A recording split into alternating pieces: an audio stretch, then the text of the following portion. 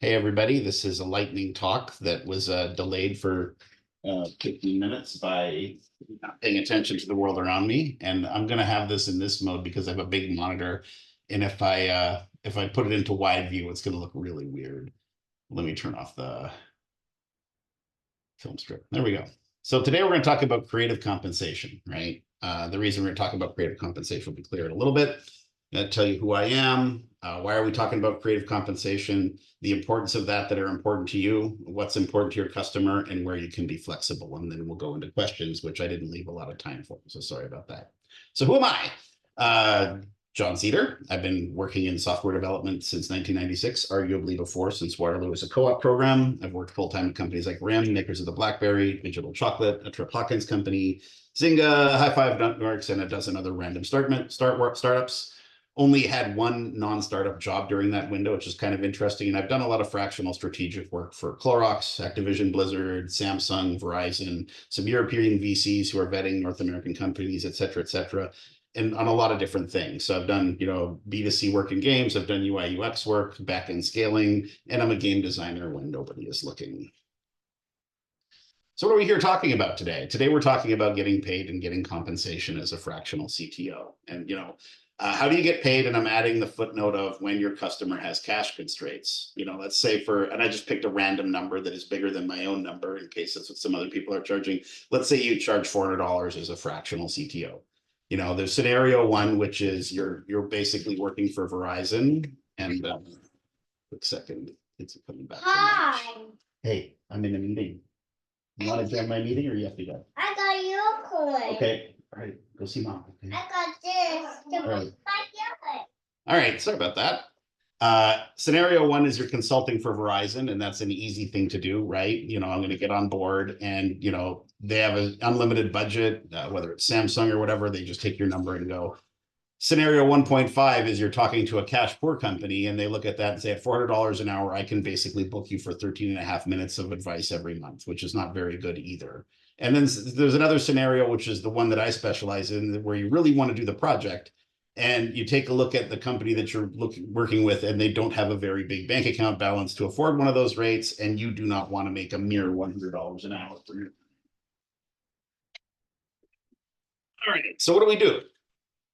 The caveat I would put in here, and yeah, I put in some funky AI pictures. There's me with my product market fit deficient laptop where the screen is on the back and coffee spilled all over everywhere. I'm still trying to figure that one out. I am a sucker for pre-market fit, product market fit development. I love to go in and learn the crazy bits. And a lot of times you do that, you're at a company that either doesn't have a lot of money for that because they're a startup, or even in big companies, they're scrounging to get budget. I find the technology interesting. The bleeding edge often contains some cool stuff, but it's hard to quantify and hard to justify the budget internally, right? In games, this phenomenon is referred to, breaking things down as to what you want out of it, which is cash, equity, and royalties in pick two. And that's gonna set the framework for some of the conversation that we're gonna have here for what's important and what you can value and what you can get. Anecdotally, a friend of mine recently did a project for a large hardware company. They basically said, we want to build this cool software prototype. PM goes over a feature list with them. They agree on the scope, and then he suggests a budget. And my friend said, hey, how do I negotiate this project? What do I do? This is very experimental. It has a very loose definition of done. So how do you respond to that, right? What I did is I told them double the budget. Tell them everything you want is $160,000. However, here's what the breakdown is on that, right? This piece is 20K, this piece is 40K, 60K, et cetera. You want to find where their pain points are and what they're interested in and what they're not interested in. So you're getting a lot of information out of this one statement, right? They're going to tell you, yes, we'll pay that full price, in which case they don't care about money, or, ooh, this is the price we're going to stick to, and here's the stuff we're going to cut, which means that they only have so much budget and they don't care so much about features so much as getting something done. So finding that wiggle room there, you can always get that kind of answer by changing some of the numbers in the proposal and pushing something up and then setting up the traditional Chinese menu option for how you do your pricing. I've done this a lot of times super effectively, because once you figured out what they're valuing, in some cases people are like, yeah, I don't care about the number, let's just go ahead and do that. Versus, let's sit down and tear this apart because I want to see where these costs are coming from so I can understand where my dollars are being spent. In that case, you just scope down everything as aggressively as possible if that's what they're thinking about. Company in question went for the large budget, so my friend was super excited because he just doubled his revenue on that project. So if you map this out into a mind space against a really funny little picture where ironically the word that is misspelled by AI is quality, I had a big chuckle about that one. You always go through and ask your customer what's important, right? And instead of this traditional time, price, and quality thing, what I usually break things down into is complexity, urgency, and the value, in this case, equity. So the people that you're talking to are, I have lots of money or I have lots of not money. And I have lots of time because I'm experimenting here, or there's market pressure and I have lots of not time, which is urgency. And I have freedom, or I have lots of not freedom because you're in a very heavily regulated space. So if you map those things into your calculations, you can kind of get the following, right? Every second one here, you can see the outcome is get paid because they have lots of money, they are urgent, or they have a lot of rules and regulations. And if you find that the people in that space don't have money to pay you and they have it lots in the banks, or it's an urgent project, or there's rules and regulations, my advice is walk away, right? It's like, hey, if you're trying to get something at a super cheap price and it's urgent, one of the things I always tell people is I always take the words, time, or there's a sense of urgency about this project, and time is of the essence. I do search for time is of the essence myself, and I take it out of every agreement I ever sign, because if there's a delay for any reason and it says time is of the execution is of the essence of the execution of this agreement, you'll get put into breach, and that's never a fun place to be.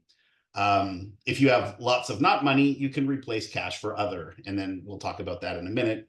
If you have lots of time, you can always say, well, you want this for cheaper, I'm going to do this part-time while I work at Starbucks, and for some value of Starbucks, right? Whether it's your own thing or another project, and you say, I'm going to spend time on this, but it's only going to be 10 to 20 hours a week, and put that slowness in there because they have lots of time on their hands and it's not urgent.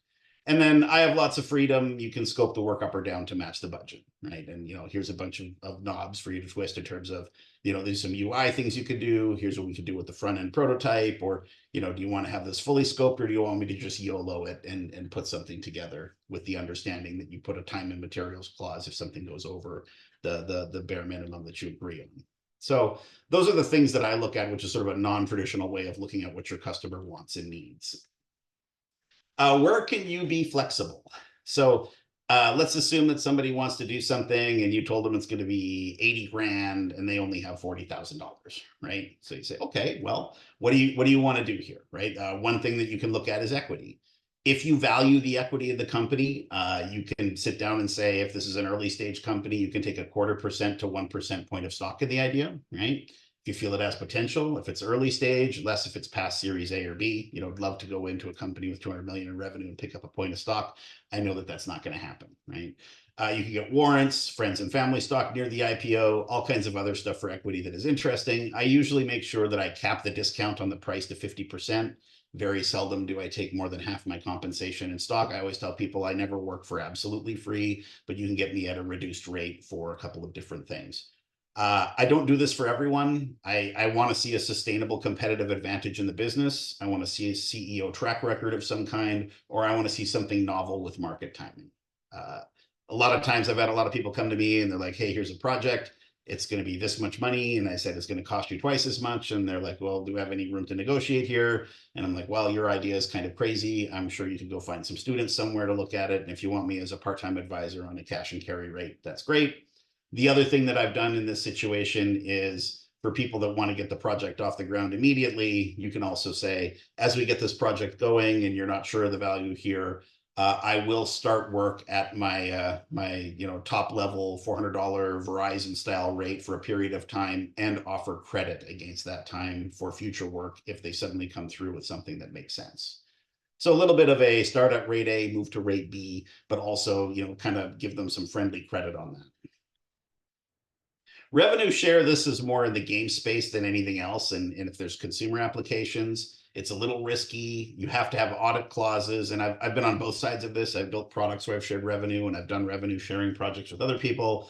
There's good and bad to that. There's a long tail. Sometimes you sit down and wonder, okay, am I really getting paid? And then you run the risk of, hey, we're sunsetting this application and you have no control of that. And then the long tail spigot of revenue just disappears. Hard to generate a check in the long tail. It's nice when you have it if it's a stable one. So more for consumer and entertainment stuff, but certainly an option if it makes sense. You can put guarantees in there. I've had a couple of projects where there are guarantees for a revenue commitment that was a soft commitment. Like if the revenues fall under 50,000 a quarter, I have the right to request the rights back. I didn't exercise that. I just let the product get to the point where it dropped off and said, okay, you know what? It's underneath the revenue that I'm getting quarterly. However, it would be so much work and time for me to replace that revenue stream that it's not worth doing. Here's another one that I've done a lot. The caveat here is you really got to take a look at what you're doing and whether it's valuable to you. Sometimes I want to do the work so much, or it's for a friend, that I come up with the idea of giving them an ownership option, which is I am going to build technology for you that I own, and I'm going to give you an unlimited sublicense to do whatever you want. I do generally give them a buyout clause that says if you do get financing, then you can buy the technology off me at a guaranteed price that is similar to what this would be if you would have paid cash for it. And the consequence of this is not a lot of people have ever got there. So I am rich in old code projects that are hard to leverage. But if you look at it on the surface, I'm working for a game company that's a friend of mine who I've known for 20 years. And he comes in, he's got an $80,000 project. I can haircut that to $40,000 by taking an advisory role. And then I can haircut that again by another 20K and cut that in half one more time and say, hey, I own your software, but you have to top that up to 60 grand on the financing event. You will note that the top up number is kind of a double payment there because you're saying it's an $80,000 project and you get the equity. But if you get that far and you are that successful with it, great.